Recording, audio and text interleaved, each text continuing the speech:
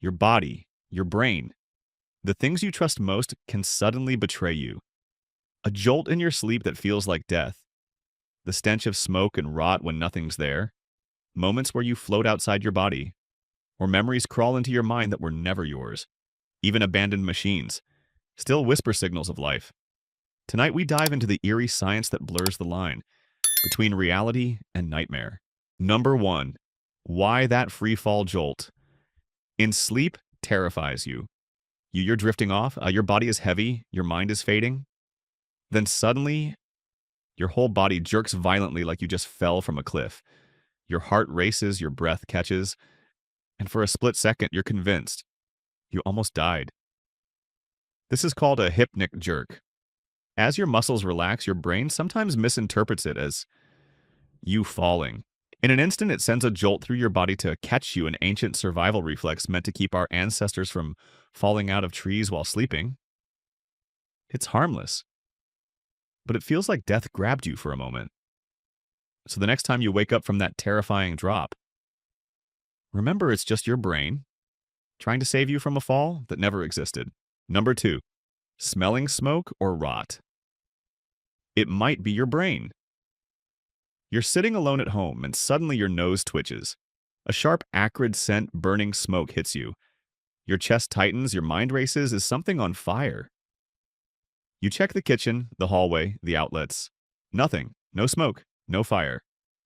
Just the phantom smell of danger, created by your own brain.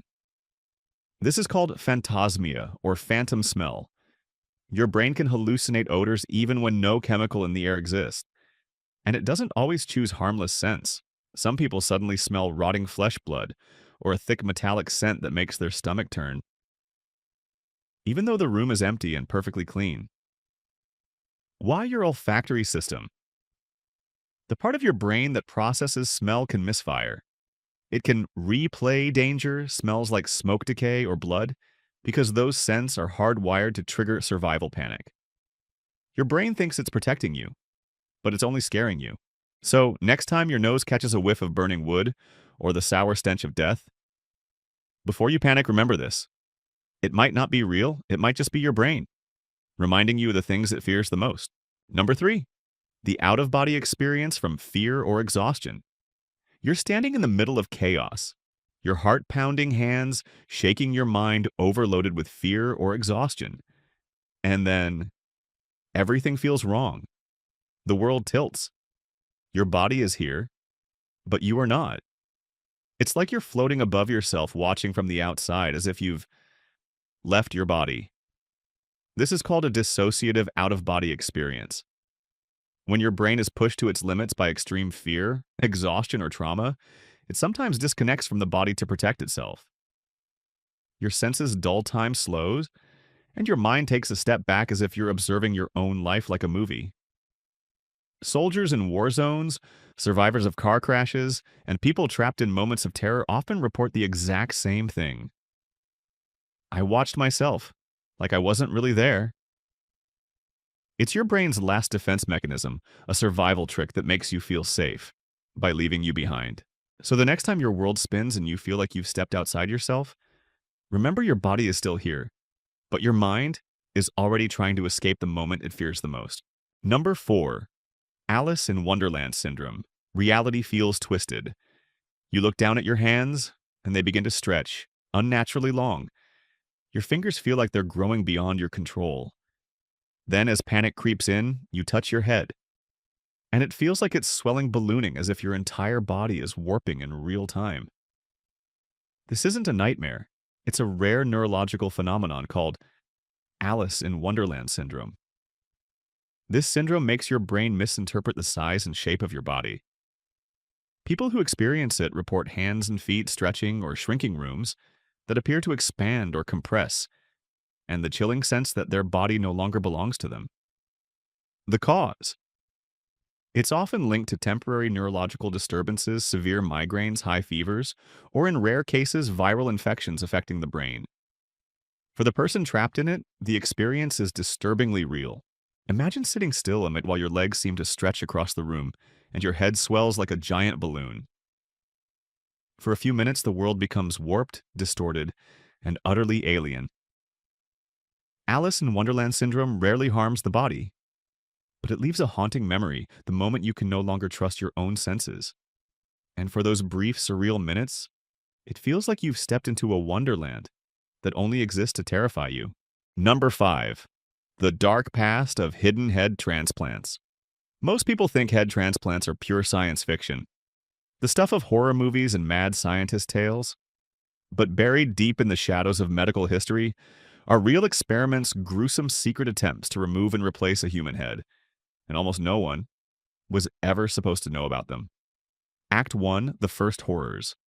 The story begins not with humans, but with dogs and monkeys in the mid-1900s. In 1954, Soviet scientist Vladimir Demikhov performed a series of experiments that shocked even the coldest hearts in science. He sewed the head of a small dog onto the neck of a larger dog, creating a two-headed creature that could blink lap water and survive for a few days before its body rejected the horror it had become. Then in 1970, American neurosurgeon Dr. Robert White took the next step, transplanting the head of a monkey onto another monkey's body. The monkey opened its eyes. It could see, hear, and even bite, but it was completely paralyzed from the neck down. It survived only 9 days. Officially, these were just animal studies. But in the whispers of medical history, there were rumors that the next step was meant for humans. Act 2.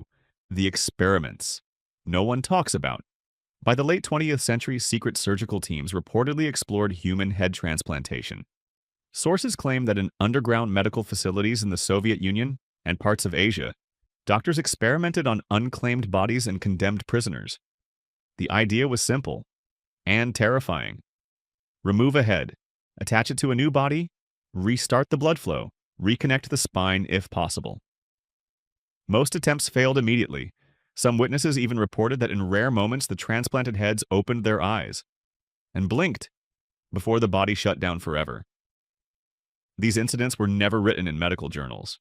No photos were released, and the few who spoke of it quickly disappeared from the public eye. Today, scientists publicly debate whether a human head transplant is even ethical. But if history whispers the truth, someone somewhere already tried it. And if the rumors are real, then in some dark, forgotten lab, a pair of human eyes once opened on a borrowed body and realized for a brief and horrifying moment that they didn't belong there. Number 6. Animal memories implanted in the human brain. Imagine waking up and having memories that aren't yours. You see flashes of running through dark tunnels, sniffing the ground, feeling the cold sting of metal bars. You've never been there because they're not your memories. They belong to an animal. In the 21st century, experimental neuroscience took a disturbing leap. Scientists discovered ways to encode and transfer memory patterns from one brain to another. In early tests, lab rats had their maze-solving memories implanted into other rats, allowing them to escape mazes they had never seen before. Then came the whispers of the next step: testing on humans. Unofficial reports suggest that some subjects claimed they woke with strange instincts, flinching at sudden lights, feeling hunger for raw meat, dreaming of running on all fours through narrow tunnels. The brain could not reject the memories, because the memories weren't foreign objects. They were neural patterns now etched into the human mind, blurring the line between human and something else. The subjects reportedly developed severe paranoia and a haunting sense that something inside them wanted out. No lab has ever admitted to these experiments, but if your dreams ever feel like they belong to someone or something else, you might wonder what memories are really yours. Number 7. The haunting signals of abandoned medical devices. Deep in forgotten hospitals and underground research labs lie machines that were never turned off the right way. Dust-covered monitors, corroded wires, and devices no one dares to touch. And yet, they're still sending signals. Investigators exploring abandoned medical facilities have reported anomalous biological readings from equipment that should have died decades ago. EKG machines spiking with phantom heartbeats. Old EEG monitors tracing brainwave activity with no patient attached. Even neonatal monitors flashing alerts, as if tracking the vitals of infants that don't exist anymore. Some signals have been traced to nowhere devices receiving biometric data from empty rooms.